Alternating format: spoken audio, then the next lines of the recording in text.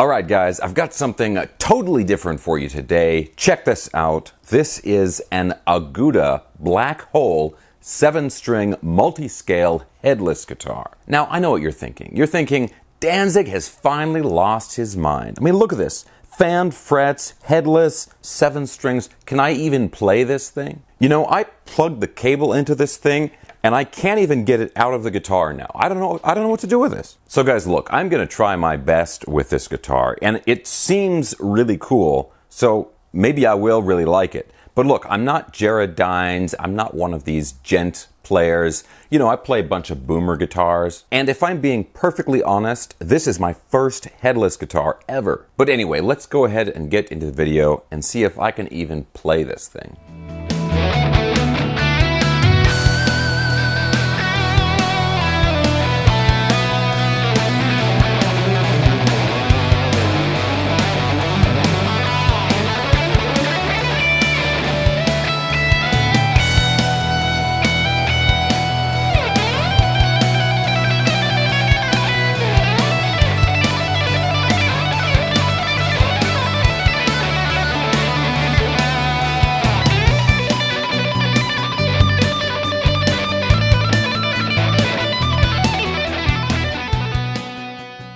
Okay guys, so first of all, like I said, this is an Aguda brand guitar, and I've never played one of these guitars before, and to be honest, I've never even heard of the brand before. So there's going to be a lot of firsts in this video for me. Okay, so this company contacted me and they said, hey, you want to check out one of these new headless guitars that we have?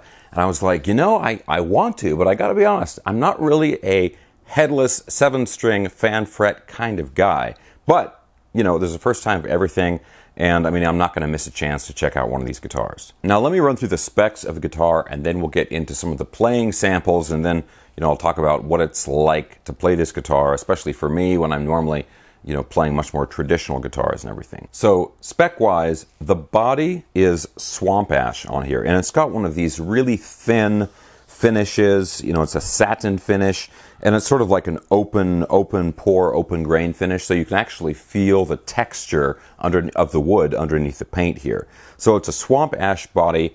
Now the neck, it's a 5-piece maple and walnut neck, and I've got to give you guys a close-up of the back of the neck here, because unlike most traditional guitars that just have a rounded neck profile, you know, it's round on the back of the neck, this actually has sort of facets, right, like flat angles on the back of the neck. And they call this the slim, flat back shaped neck. And this is sort of along the lines of what Strandberg does on their guitars, but, you know, let's be honest, I don't have Strandberg money, so I think for me this is going to work great. And here's the deal with the neck shape here. The way it's arranged is it puts your hand, it kind of forces your hand into a position that's going to be really great for just sort of proper technique. So your thumb is down, right? Your thumb's not hanging over the top of the neck, but your thumb is, you know, sort of laying flat against the back of the neck. And there's like a position here, flat on the back of the neck, and then you can even bring it down here if you're doing some like really crazy wide stretches or something like that. So you find the sort of one of 3 hand positions that works best for you, and then once your thumb is placed on that flat piece of the back of the neck, your hand just kind of naturally just stays in that position. Okay, now of course the fretboard itself is maple. We've got a single inlay at the 12th fret. They call that the black hole inlay. It's 24 jumbo frets, and these are polished really nicely. The frets are finished very nicely just in general. There are no sharp fret ends. You can see that they've been crowned really well. And I'm not getting any buzzing or dead notes or anything like that. Now, obviously, the other big thing about the frets is that this is a fan fret multi-scale guitar. And what's going on here is the shorter scale, which is on the treble side of the neck, so down here, is 25.5 inches, which is like a typical sort of like Fender scale or something. But then the scale up on the top of the neck, on the bass strings, is 26.25. And for those of you that are not familiar with multi-scale or fan fret guitars, the whole reasoning behind it is so you can have a balanced string tension across all of the strings. And in order to achieve that, they have to extend or shorten, in some cases, the scale length depending on which string it is. Okay, now let's talk about the controls. The controls themselves are very simple. You've got a single volume, a single tone here, and then a three-way blade type switch, like a blade toggle switch. Now these are obviously 7-string active pickups, and these are the Tesla brand pickups. I guess, I don't know, maybe Elon Musk was involved in the pickup design or something. I kind of doubt that, but you know, who knows. So these are the Tesla AH7 active pickups, and you've got a battery compartment right here on the back. Okay, I actually just checked that. So no, Elon Musk is not at all involved in these pickups. I guess it's just, you know, the similar name or something. And now the other thing that I just briefly touched on in the beginning of the video is this has a locking output jack. So you press this little thing in, and then you can pull the cable out, plug it in like normal. But if you don't press that, the cable locks into the guitar like that. So, you know, all of the troubles of stepping on your cable and unplugging yourself, that's gone. Okay, guys, anyway, there's some more stuff I want to go over about the guitar, the way the tuners are set up, and also it comes with a cool case that I want to show you guys, all that stuff. But let's go ahead and get into the playing demo of this guitar.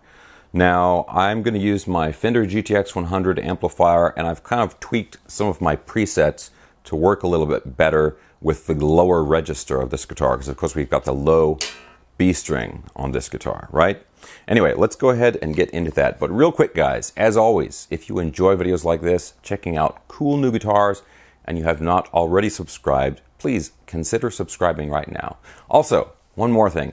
I've got some new t-shirts. I've got a link for that down in the video description if you haven't already checked that out. Okay, guys, that's it. Let's go ahead and get into the playing demo and listen to how this sounds.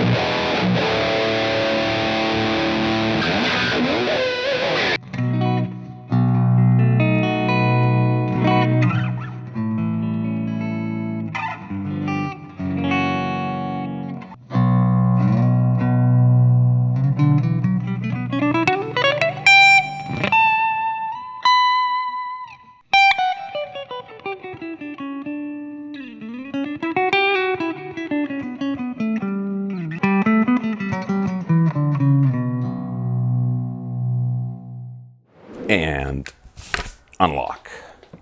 and I'm free. So let's talk a little bit more about the guitar, and in particular how it plays and how it sounds. Now, one thing I noticed that I kind of want to point out is if you're not familiar with headless guitars, if you're kind of new to them, all of the tuning is done down here on the bridge. So it's a little bit like a Floyd Rose after you lock the headstock, not, you know, like the locking nut down here. All of the tuning is done through these knobs down here. And something about these is they're hard to turn, but once you get them in the right position, they do not move. And the guitar holds its tuning really, really well. But you really have to kind of muscle them a bit because, you know, just a little bit of turn has a big effect on the tuning of the string. So you can turn them, obviously, they've got some knurling here, so you can grip them and turn them. I can turn them fine, but, you know, my hand strength is pretty decent. So, but if you do have trouble turning these to tune the guitar, they are notched in the back here, so you can stick like a you know, like a dime or something like that, or maybe even a guitar pick. You can stick it in the notch there and then rotate it if you don't want to use your fingers. So the big takeaway with that is that it's a little bit of work to get it in tune, but once you get it in tune, it stays. Now, the other thing I want to point out, right down here, they have a neck pocket truss rod adjustment. That's becoming really, really popular. You know, a lot of new guitar models have that, and that's my favorite way to adjust the truss rod. It comes with a little bar, a little tool that you stick in there, and then you can rotate the wheel to adjust the neck relief. So once the strings are on and everything, you really don't do anything up here with this end of the guitar. That just stays, and then the truss rod adjustment, and of course the tuning, and if you want to adjust the action, all that setup stuff is down here. Okay, so now let's talk about the question, how does it feel for me, somebody who plays traditional necks, to shift over to the fan fret neck? Well, I'm pleasantly surprised by how easy it was. I didn't find that I was hitting a lot of wrong notes when I was crossing strings or anything like that. From string to string, I mean that it's not a really big change in the location of the fret. It's just very gradual as you go across the strings. So, I mean, the neck is very, very comfortable. It's thin, and then it's got those flat spots on the back of the neck. So again, it puts your hand in a nice position. But the fan fret thing, I mean, if you haven't tried it before, I wouldn't say it's anything to be worried about. I mean, I really didn't have any trouble at all switching over to that. For me, it's a much bigger deal to go from a 6-string to a 7-string than it is to go from a single scale to a multi-scale neck. Okay, so now let's talk about the tone and the pickups on this guitar. So like I said earlier, these are active pickups. They have a very bright sound to them, which, I mean, it complements the guitar well. It lets you kind of pick up a lot of the harmonics and the nuances, especially in the lower register. One thing I noticed, though, that was a little bit surprising is that I would really not call these particularly hot pickups. They have a nice tone, they're very detailed, like I said, very nice articulate high end, but they didn't, to my ears and the way it was responding, but to my ears and the way it responds when you play it, they're not super high output sounding pickups, if you guys know what I mean. I mean, they're not vintage sounding, but they're just sort of more, I guess, nuanced and more kind of mild-mannered, like me. Okay, now the other thing is when you get this guitar, it comes with a really nice gig bag.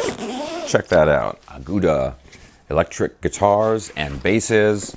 You got, it's like really thick, heavy duty. You got backpack straps with reflectors on them.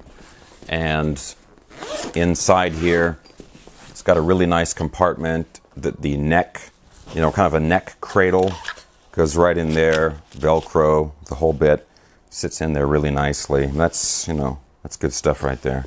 Kind of a dark heather gray, very stylish, goes with any outfit. Okay, but now one last thing about the guitar is the weight and balance of the guitar. It's lightweight, as you would imagine, being kind of a small guitar, even with the 7-string multi-piece neck. This particular guitar is a little bit under 7 pounds, so it feels kind of like, if you close your eyes, it's kind of like a light Strat, kind of that weight. And it balances really, really well. So it keeps the neck the balance keeps the neck up, so there's absolutely no neck dive, anything like that. And it's, it's ergonomic, right? I mean, it's designed, you can play it on either leg. It's got these little cutouts and everything, and it's designed just to keep the guitar in a position that is ideal for good technique when you're playing. Now guys, I will put some links down in the video description below for where you can get one of these guitars. Now these are not super cheap. I would say they're a good value for what you're getting, all the features, but these go for around $1,100, $1,200, right in that range. Now the company does make some headless 6-string guitars if you don't want to, jump to a 7-string, if you're a more traditional player like I am. And those ones are a little bit less. So the guitars tend to fall in sort of the $800 to $1,200 range, right in there. But like I was mentioning earlier, if you're looking at some of the, the other brands that have some of these same features, like Strandberg or something like that, those guitars can easily be $2,000, $3,000, $4,000. So if you want to play some new and modern and progressive techniques, and you want a guitar that's really going to help you dial in those techniques, I think this is definitely one to consider. But yeah, just be aware, the tuners, kind of tough, and pickups, I think they could be a little bit hotter. Alright guys, that is it for this video. As always, I'm going to put links for everything I was talking about in the video description below. The guitar, the amplifier, the backing track I was using, that's from the Backing Tracks by Tim channel, and I will have links for my new merch and all my social media and all that fun stuff. Alright guys, thanks a ton for watching. If you enjoyed the video, please give me a thumbs up, subscribe if you haven't already, and I'll see you soon.